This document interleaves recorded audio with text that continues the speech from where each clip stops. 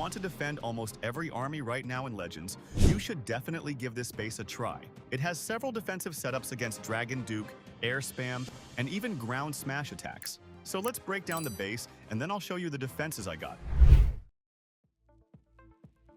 This is an anti-3-star layout with the Town Hall placed slightly deeper and a large dead zone surrounding it. And that dead zone is one of the most important parts of the entire base. This is an anti-thrower setup, which means throwers standing outside the walls can't reach the buildings inside the Town Hall compartment. To keep defenses out of thrower range, we need roughly 7 tiles of spacing, and this base uses that exact concept. But here's the interesting part. That same 7-tile spacing doesn't just stop throwers. It also makes the Town Hall extremely difficult for every other army to reach. Attackers need a much stronger funnel and have to invest more spells just to push their troops into the Town Hall compartment. Of course, I'm not saying the Town Hall is impossible to reach. A skilled attacker can still create a strong funnel and push the army inside. But that's where we have another layer waiting. Look at the spell tower beside the Town Hall. It's set to Invis. So even after an attacker creates a perfect funnel and finally gets troops into the Town Hall compartment, the Invis-Tower can activate and redirect the army away from the Town Hall. This is especially useful against spam attacks because troops can easily start circling around the compartment instead of going directly toward the Town Hall. And that's one of the reasons this base has such good 1-star potential. Now, because this base has such a large dead zone around the Town Hall, we're using the long shot instead of the logger. The logger has a shorter range, so it wouldn't get enough value here. But the long shot is perfect. Even when troops are circling around the Town Hall and staying far away from the core, the long shot can still reach them and keep dealing damage. So the dead zone isn't just keeping troops away from the Town Hall. It's also creating a huge area where the long shot can keep firing without being reached easily. Now let's move to the bottom side of the base. This is probably the most toxic area on the entire layout.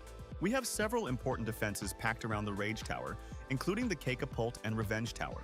And most of the traps are concentrated around this area as well. So if an attacker chooses the obvious Town Hall side entry for a safe 2-star, they're eventually going to run into this heavy back end. The Fire Spitters are also positioned to punish the Town Hall side entry. Then you add the Catapult, Scatter Shots, Multi-Inferno, and Revenge Tower together.